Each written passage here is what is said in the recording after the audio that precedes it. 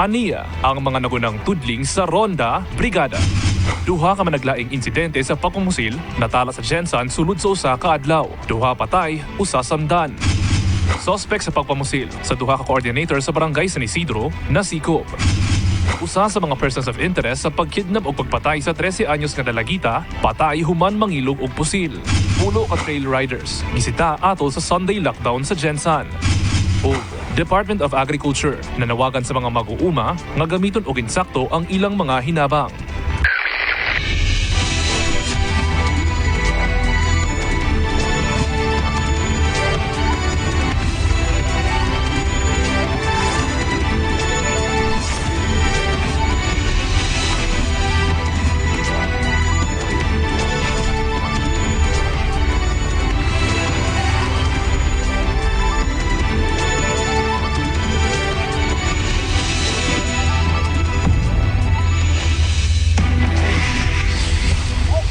Maayong hapon, adlawng Lunes, Hulyo 12, 2021.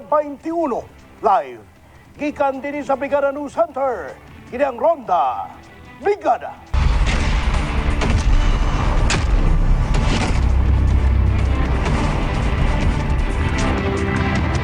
Duha patay, duha usabang samdan sa nitabong disgrasya.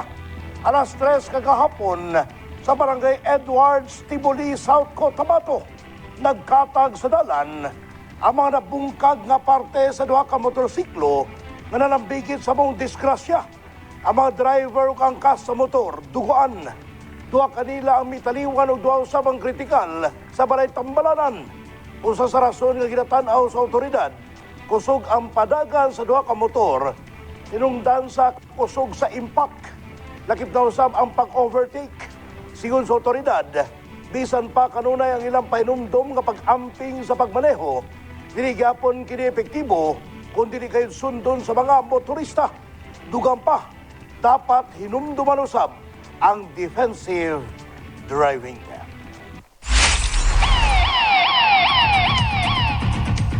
Patay ang usa sa duha ka persons of interest sa kasong Arcamo rape slay case sa Pulumulok, South Cotabato.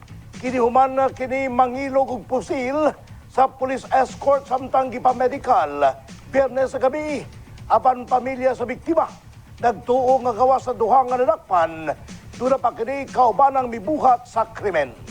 Ibrigada mo Joe Pula.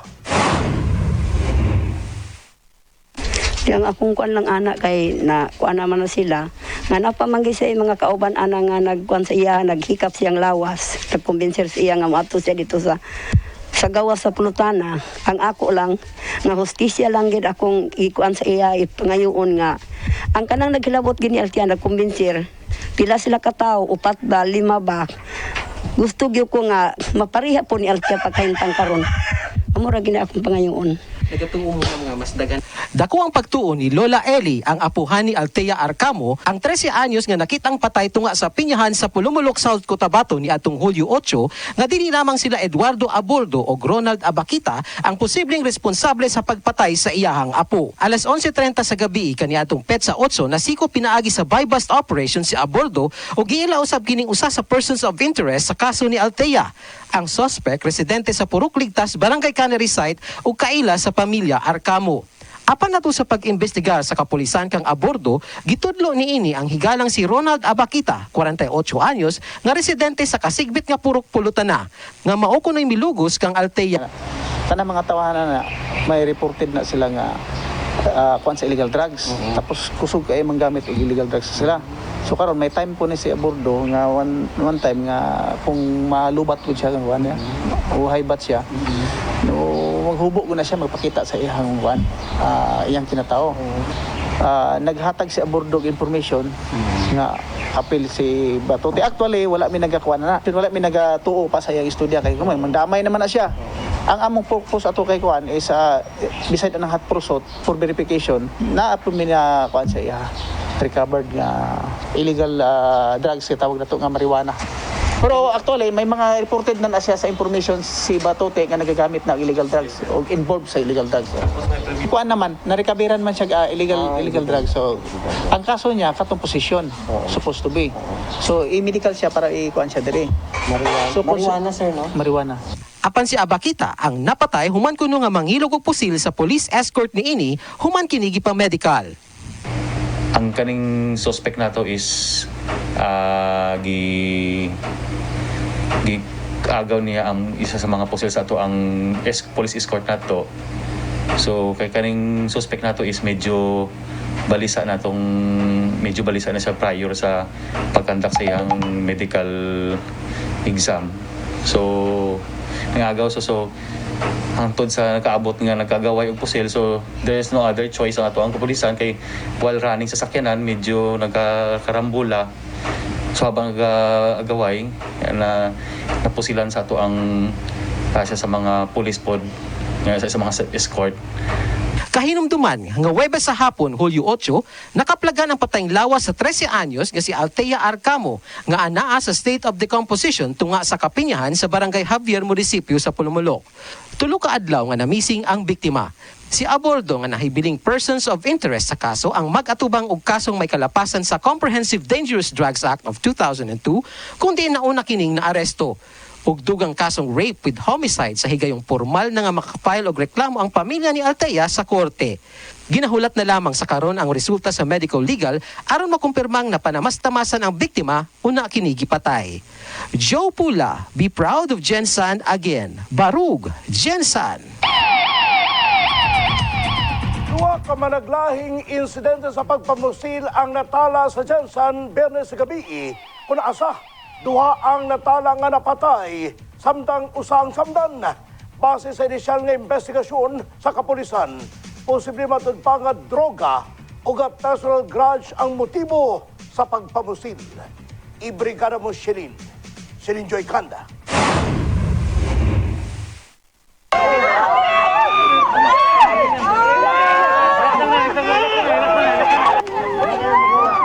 Gikasubo og wala damha sa pamilyang Guerrero ang nahitabo sa ilang duha ka miyembro sa pamilya human gipusil sa wala pa mailhang sospek kagabi sa Laurel Street, Barangay de Changas North, Gensan. Ang mga biktima dayo matud pa sa syudad nga nailhang sila Ramineses Pangulo Guerrero, 43 anyos, ug Enrico Pangulo Guerrero, 50 anyos, kanhing kagawad og parehong residente sa Barangay Cablon, Tupi, South Cotabato. Tungod sa maong insidente, mismong alkalde sa syudad ang mitambog sa crime scene kauban ang kapulisan.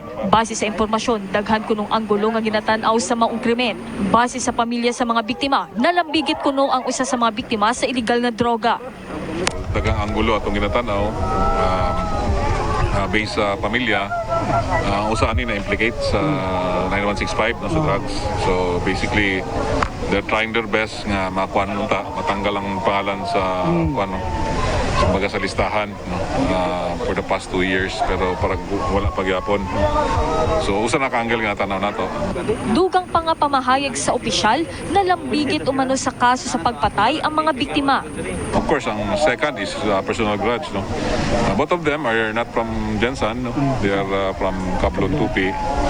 So murag tanaw namo nga diri lang gi-execute ang pagpatay sa ilaha na murag isundan. No? Kay dili man pod na permanente diri sa Gensan, although kining biktima usa sa biktima ang hilig ani billiard yun, no? So nakakaabot diri sa bilyaran sa tuwa. Well, sa karon atong kan kay CD nga tanawon-tanang anggulo, no? So basically ang mga CCTVs tanawan nato wag ang mastorya ng pamilya. So makuha nato ang exact information ng duha ka biktima nato. So far na may mga information nakuha nato. So number 1 katulaging na-implicate sa illegal drugs, no? Although syempre the family is denying nga involved sila. Pero syempre as long as na-implicate ka, may puruhan nga basig mo na yung reason sa ilang pagpatay sa ilahan. No? And then second, of course, ang personal grudge, kita tanaw to kay kining usa based sa information, kung na pa insidente nga nakapatay po, no? Kay murag tanod ning usa sa barangay. Samtang pila ka minuto ang milabay human ang pagpamusil sa Barangay Dajangas North, usa ka pagpamusil na usab ang natigayon sa NLSA Road, Barangay San Isidro, Jansan. Kun asa nailhan ang mga biktima nga silang Jonard Baliso, 40 anyos, residente sa 37th IB, Barangay Fatima, ug kauban niini nga si Gregorio Aguila, residente sa Barangay Baluan, kun asa pulos coordinator sa usa ka business center sa Jansan. Matod sa pipila ka residente dool sa crime scene, nakurat na lamang sila nga natumba ang mga biktima sakay sa ilang motor ug wala nila makita pa ang mipusil sa mga biktima. Pagawas na mo sa mong tindahan, nakita na lang namo nga nahagsa na ang motor nga naay sakay nga duha ka tawo. Sunod, wala na mo nakitaan kung kinsa ang nagpusil. Basta nakita na lang namo nga natumba sila. Pero murag wala sila napuruhan. Nakadungog buto mo? Nakadungog ko og buto, 3 ka sa gunson. Naay nag-agi nga driver sa sikat, gisundan daw na sila gikan sa Malakas. Dayon nga gidala sa ospital ang usa sa mga biktima. Base sa investigasyon sa Police Station 4 kung San Isidro Police, posible nga personal grudge ang motibo sa pagpamusil, may kalabutan sa trabaho ni ini. So far, ang PNP, they're doing their best na makakuha ang ebidensya. Ito rin, nagkataon lang nino. Di man lahi-lahi man og kuan. Lahi-lahi og ang gulo nagkataon lang yun, no. So katong sa pikas mangod ang ginatanaw nato is more on sa personal o kanang negosyo. Kay murag coordinator man to sa usa ka murag investment kuan. So but kita pa nato kay nakasulti pa man tong pan, no? Nakahatag pag statement. Riding tanong gyapon, so hopefully unta masulbad nato to. Pero medyo gapo ang gihatag sa to information sa kapulisan nga medyo nakugpuruhan nga masulbad na tong krimen dito. Tungod sa sunod-sunod nga pagpamusil sa Jansan, pipila ka residente ang nabalaka sa ilang seguridad. Mabalaka jud kay simpre ing ana pareha sa amuang nga naami sa highway, dili na mo mabalaan kung unsa ang panghitabo. Mahadlot jud mi. Apan gipasiguro sa opisyal sa syudad nga dakong hagit kini sa kapulisan ang mga insidente sa pagpamusil. Apan katuo kini nga ginabuhat sa kapulisan ang ilang trabaho aron masulbad ang mga krimen. Actually, nakita man ginato no ang antong kapulisan kung sa sila mo trabaho. But syempre ginatanaw po nato nga bilang usa ka highly urbanized city, no. Nga usapod nga dagsaan tag tao diri, like for example, this is what happening right now nga dili man nato residente. Siguro gisundan ni gikan sa Kablon sa Tupi, diri lang gi-execute ang pagpatay sa ila.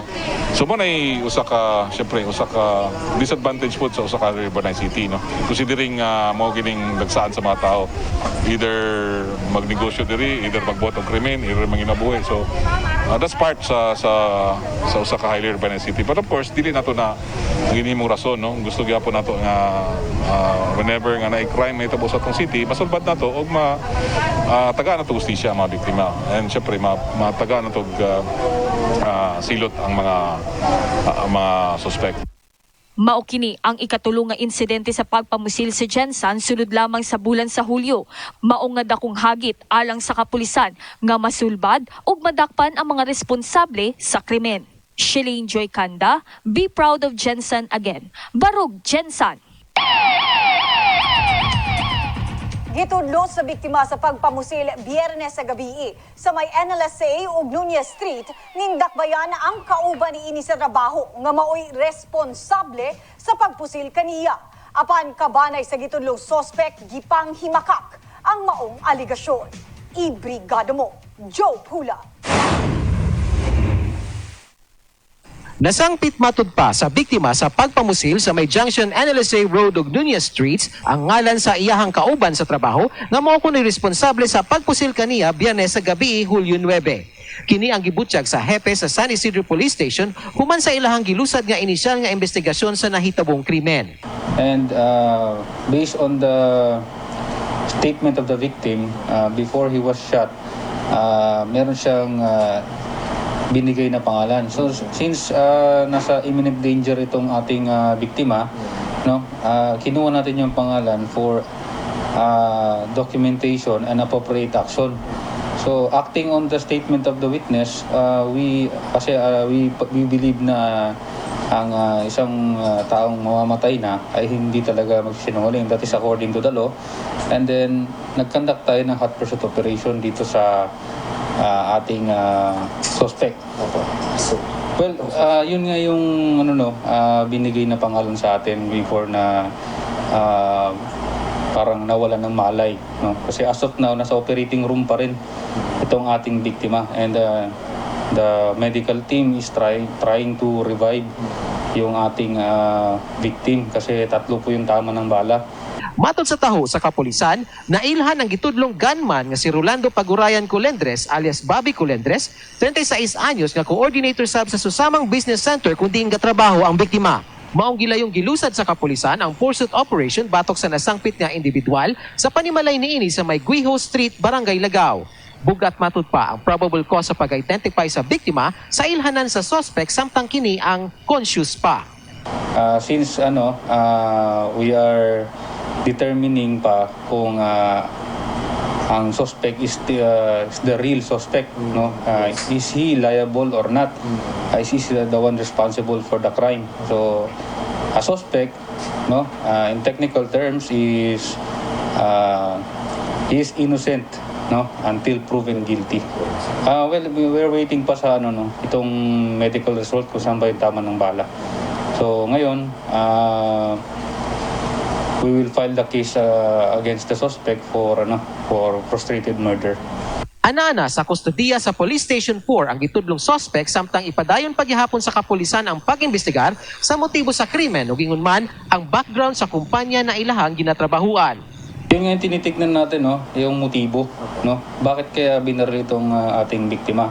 Kasi ang ating biktima ay isang empleyado ng MERS, no? Business. It is a business wherein merong parang investment din, no? So titignan natin at itong suspect natin ay empleyado rin ng MERS. So titignan natin kung ano ba yung naging problema. Maybe it can be a personal grudge against the victim. Samtang sa laing bahin, gipanghimakak sa kabanay ni Colendres ang aligasyon sa biktima batok sa suspect. Imposible matud pa nga malambigit ang iyahang anak sa krimen, gumikan kay ana lamang kinisulod sa ilang panimalay tibok hapon hangtod gabi kaniadtong adlaw sa pagkahitabo sa krimen. Wala sab kuno kini nasangpit nga dunay kabangi sa trabaho. Alas 6 mang sa oras na tiro dito? 7:30. 7:30? Samantala gikuha nila diri siya murag 7 man to siya. Manang di lagi maka-coincide ang nag-uli sa hapon, magapit na mga launa kay nag-atin sa kasal. Naka-ano pa siya. Pag human nag-atwan sa atin sa kasal, diri na sa wala sa nihawa. Wala siya nagawa anin pag-abot sa gikan sa kasal. Hangtod magabi diri na siya. Gadula pag-abot nga gikan sa kasal, nag-ilis na sa short kay ang plano niya mo balik pa dito. Nya karon nag-ulan man, di ba? Nag-ulan gahapon sa hapon. Ano siya ulan man, uy, mabalik unta ko dito. Ano sa nya na lang di sige sagdula sila sa anak, ga-email sila dira but usa na ilang ginadula. Hangtod sa gabi nga nagaluto ko dire. Wa sa kahawa. Mao to siya. Ang problema wala dirira. Yung problema lang gipusil sa dito sa Turasa. Samantala nga nara sa dire. Dagan magpamatuod na naman na siya. Nadiri yung mga silingan ina kay makitam lang nila dire kay madunggan man kusog man na yang tingog nga gapaminaw pamiog kaning gapaminaw pa siya og totally pag-abot sa tong mga pulis ga paminaw pa sa dating daan eh. Kay alas 6 ginapa naman aniya yang dating daan eh. Padayon gihapon ang investigasyon sa kapulisan, may kalabutan sa insidente bisan pag makonsiderar na kining case solved sa kapulisan. Joe Pula, be proud of Jensan again. Barug, Jensan. Patay ang 21 anyos nga negosyante human kini gipusil samtang sakay sa motorsiklo kauban ang iyang uyab sa barangay Dapyawan, Dato Saudi, Ampatuan, Maguindanao. Sa investigasyon, kalit na lang kining gipusil sa aping nga bahin ug niadtong natumba na ang motor sa biktima. Gidala ang sospek o sa maong motor nga dunay kulay itom ug puti. Apil na ginaimbestigahan sa otoridad ang carnapping apan ila pang ginasuta uban pang anggulo sa pagpamusil. Nanawagan sam ang otoridad sa mga residente nga makipagkooperar aron mas paspas masulbad ang maong panghitabo.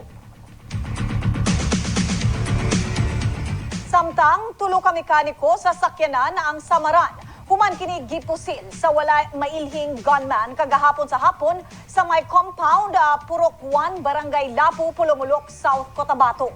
Ang gulong personal grudge ug trabaho ang kasamtangang ginalantaw nga motibo sa kapulisan na may kalabutan sa krimen. Ibrigada mo, Joe Pula. Samdan ang 3 ka mekaniko sa sakyanan human kini ang gipusil sa wa mailhing sospek sa Purok 1, Barangay Lapu, Pulumulok, South Cotabato, Domingo sa hapon, Hulyo 11. Matod sa Pulumulok Municipal Police Station, nailhan ang mga biktima silang Udsad Kusain, Jerome Retuta ug Peter Espada, mga hamtong ug pangidaron ug residente sa maong lugar. Base sa investigasyon sa kapulisan, kalit na lamang kunong misulod ang gunman sa compound, bitbit niini ang long firearm ug gipamusil ang mga biktima. Murag ang pagtira to sila is kuan murag itap-tap na ko pagdilingon nga rat yun. Pero wala man sila i-record background sa tatlo. Wala man sila i-record. Actually wala gito i-record sila. So kuan nagkataon gid siguro ito nato. So nang utanan ba po sa area, wala man po siya threat, wala man po yung mga tawag ana. Wala man po katong tag-iya mismo dito sa kuan sa compound o sa balay nga ilang giayuhan og sakyanan, wala man po threat. Dayon nga misibat ang suspect ngadto sa direksyon sa Barangay Bentong sakay sa usa ka motorsiklo kundi tuwa sab sakay ang laing duha pa ka kaubanan niini. Nakahiagom og ubay-ubay nga samad pinusilan sa nagkadaiyang parte sa lawas sa mga biktima o gidala kini sa balay Tambalanan. Personal grudge og kabahin sa trabaho ang mga anggulong ginatan-aw karon sa kapulisan, may kalabutan sa krimen human mahibaluan nga usa ka barangay tanod ang igsuon sa usa sa mga biktima. Joe Pula, be proud of Jensan again. Barug, Jensan.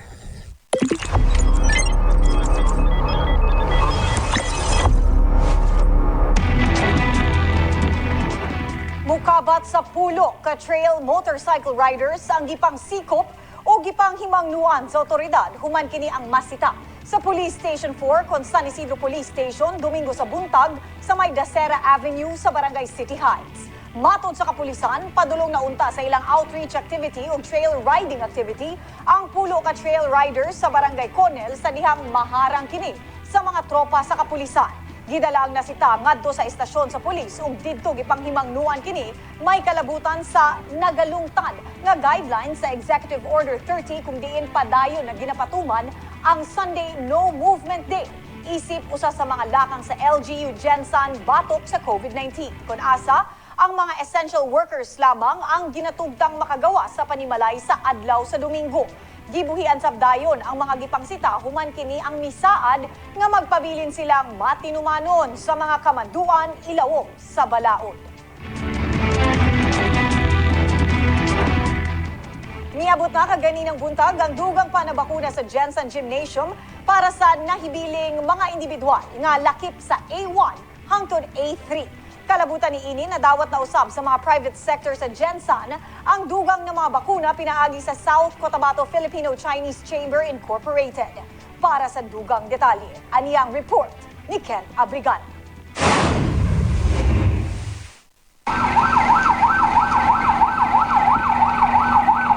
Miabot na sa Jensan Gymnasium kaganihang buntag ang dugang para mga bakuna batok sa COVID-19. 3,500 ka mga Sinovac vaccine ang nadawat sa City Health Office nga pagagamiton usab para sa second dose sa mga anaa sa Priority A1 hangtod A3.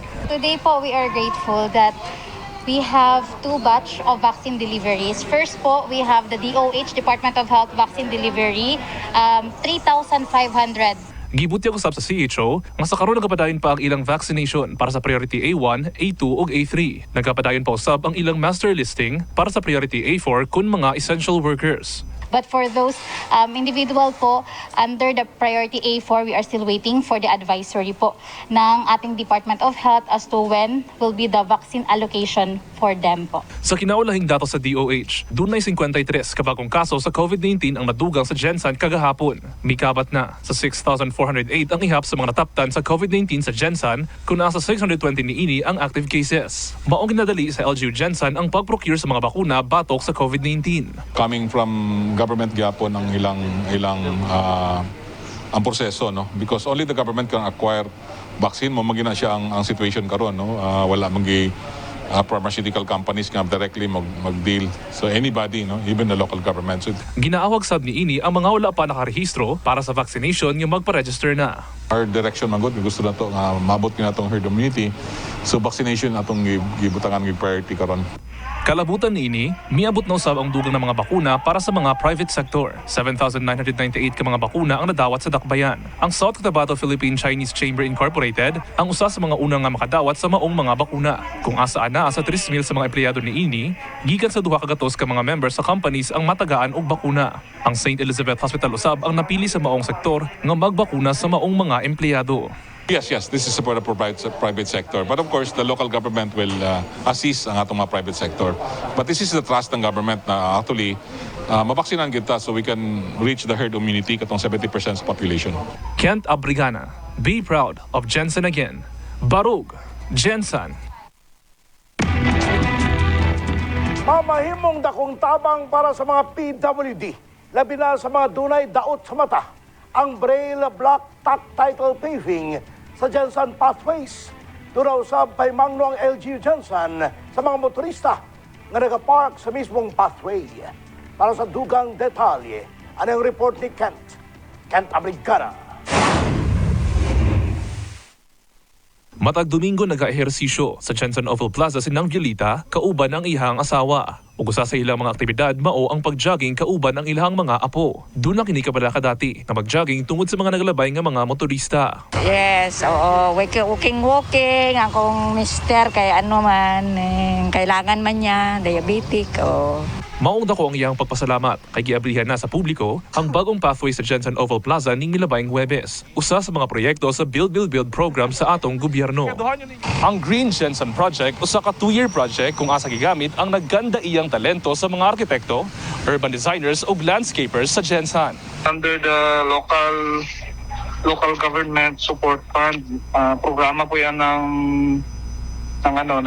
DBM, ating national government. So dinownload sa atin yung pera. 35 million po yan. Si Alexis ug ang iyang mga higala, gikalibay ang bagong pathway sa dakbayan. Medyo maganda na din tingnan kasi may may walking na path. Actually daw kay tabang syempre kay wala na kanang hindrances for those people na mag-exercise, mag-jog, walking. So this project helps a lot of people na to enjoy the park. Laki pasab sa maong proyekto ang pagbutang og Braille Block Tactile Paving sa pathways nga makatabang usab para sa mga PWD sama sa mga dunay daot sa mata. Feature yan para yung mga tungkod, yung cane ng mga bulag, yun ang magiging guide nila doon sa paglalakad nila doon na area. Then meron tayong mga ramps dyan na obviously for those na may masakay sa wheelchair. Kagabi nag-viral ang litrato sa usa ka sakyanan nga nagpark mismo sa pathway. Mikabat kini og managlaing reaksyon online. Sigon usab sa LGU Jensen, ginabawal ang pagpark sa pathway kay dili kini makakaya sa kabugat sa mga sakyanan. Bawal yun kasi nga hindi dinesign yun para sa sasakyan. Nilagyan na natin ng mga yan. Meron na, we have designated, madami yan, all around the Oval Plaza. Dukang bus sa LGU Jensen nga pwede makaangkon og penalty ang madakpang nagasupak sa maong balaod. I think given our existing traffic rules or even the traffic code siguro, that's already a violation. Part of the sidewalk yan eh. So, hindi pwede daan na sasakyan. Pag dumaan sa sasakyan dyan, violation na yan, di ba? So, I think that the law is there. Siguro what we need is ang isa sa ating mga civil security units to siguro to monitor the area. Sa karon ginahisgutan na sa LGU Jensen ang pagbutang og mga signages aron malikayan ang maong mga insidente. Kent Abrigana, be proud of Jensen again. Barog, Jensen. Atangi, Department of Agriculture, nanawagan sa mga mag-uumang gamito ng insakto ang ilang mga hinabang ug ihap sa mga nabakunahan og second dose sa COVID-19 vaccine sa Jensen, ana sa 10,815. Ang mga detalye at ang isa pagbalik sa Ronda Brigada.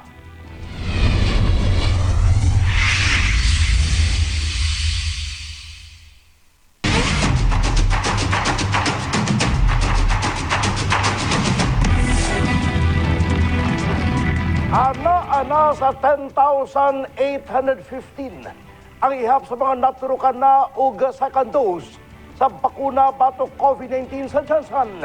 Samtang nagapadayon pa ang master listing para sa priority A4 kung mga frontline personnel sa mga essential sector. Ibrigada mo Kent Abrigada. Nagapadayon sa karon ng vaccination para sa mga managlaing priority groups dinhi sa Gensan. Mukabat na sa 7,156 ka healthcare workers ang nabakunahan na og second dose sa COVID-19 vaccine. 2,815 usab nga anaa sa priority A2 ang napailawom na sa second dose. Samtang anaa pa lang sa 844 ka adult with comorbidities ang naturukan na og second dose sa bakuna. As of July 9, 2021 po, so from the priority A1 natin, mga remaining healthcare workers po, total vaccinated, we have 10,423 or 89% na po siya of the eligible population for the first dose of Sinovac vaccine and AstraZeneca vaccine na po, consolidated. Apan miingon ng CHO nga aduna gyapon pipila ang hadlok magpaturok og bakuna. Si Edwin dili lang sabang paturok og bakuna. Namuhi ba pareha ng mga senior i-vaccine dahil imbis na dugay-dugay pang kinabuhi mo matay na sayo. Nako wa ko salig ng vaccine. Sa akong mga anak, di po na ako pa-vaccine na. Bahala kung sa'yo may istorya sa gobyerno, kaya lisod man kayo ng vaccine. Di man madawat sa kawalan, lahi pa lang itusok sa'yo mo ha. Sud kayo, mamatay lang sa'yo, wala tayo. Apan si Almayka, uyon niya makadawat og bakuna batok sa COVID-19. Magpa-vaccine. Kaya nga naman, ma'am. Kay para safety ta sa virus. So, dako ba mong salig sa itong mga vaccine karon? Okay, dagan man nagpa-vaccine karong bulan na, dagan kayo. Tayo magsali para ma-safe pud ta sa virus. Gibutya ko sa City Health Office nga sa karon padayon pa ang ilang master listing para sa mga nasa priority A4 kun mga frontline personnel sa mga essential sector. Ginalauman usab ni ini nga duna pay moabot ng mga bakuna sa atong dakbayan. Right now kasi we're experiencing the surge yun, no, local transmission. So, ang pasabutan na anybody can be infected. Di ta gusto nga i-restrict ang tao, palislisuran ang tao. But we need to do this because we need to address ang problem sa local transmission. Sa karon nagapadayon pa ang vaccination sa uban pang mga healthcare workers sa dakbayan. Wala usab giasoy nga nakasinati og severe negative adverse event ang City Health Office sa mga natagaan og bakuna. Kent Abrigana, be proud of Gensan again. Barug, Gensan.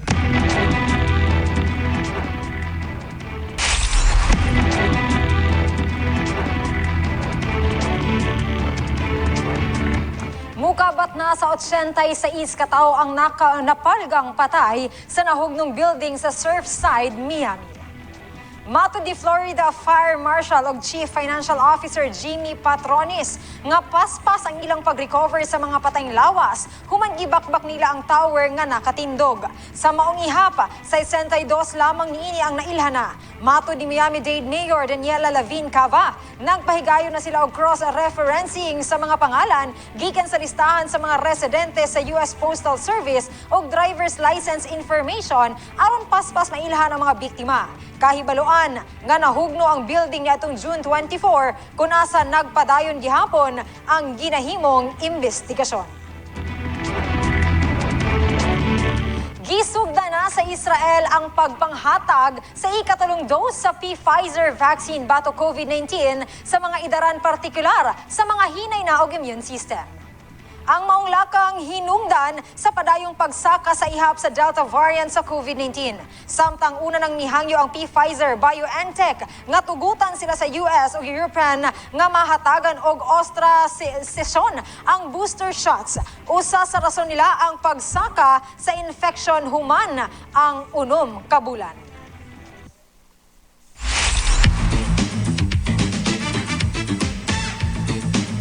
Ipildi sa Nigerian men's basketball team ang koponan sa USA sa score nga 90-87 sa pre-Olympic basketball friendly sa Las Vegas. Adunay unom ka NBA players ang Nigeria og NBA coach nga si Mike Brown. Sila lamang ang unang African nation nga nakapildi sa 5 niini ka tune-up game sa una ang Tokyo. Gipangunahan ni Gab Vincent ang Nigeria nga adunay 21 points, samtang nanguna sa Team USA si Kevin Durant nga adunay 17 points. Naangkon sa Italy ang kampyonato sa Euro 2020 football human, gipildi ang England.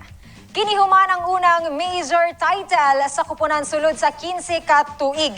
Unang nakapuntos ang England sa opening 2 minutes, hangtod nakabawi ang Italy sa second half. Nahuman ang regulation, mao ang ikinahanglan og extra time alang sa maong dula. Usa sa mga nakitang rason sa pagkapildi sa England, mao ang sunod-sunod nga penalties nga ilang naangkon.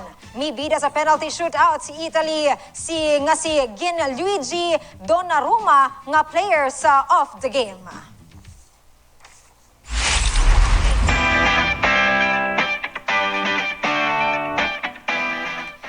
Usa ka sleep scientist o professional model ang 24 nga si Arnold nga midaog sa 2021 Coronation Night nga gipahigayon sa Smart Araneta Coliseum sa Quezon City.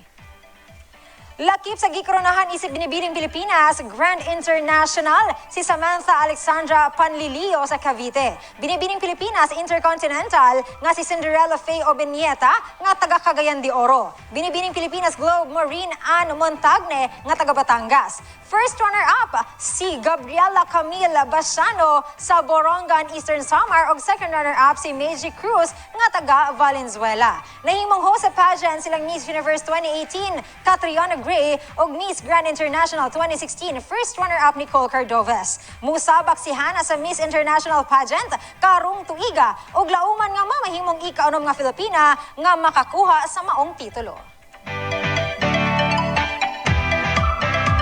Malipayong gibutsyag sa aktres nga si Wilma Jacent ang proposal sa iyang longtime partner nga si Jeric Parin.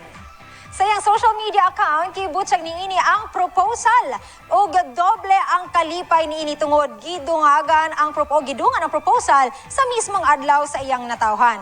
Samtang nagpahimangno kini sa mga kababaihan nga dili mo surrender sa gugma bisan unsa pa kadugay ang inyong paghinigugmaay.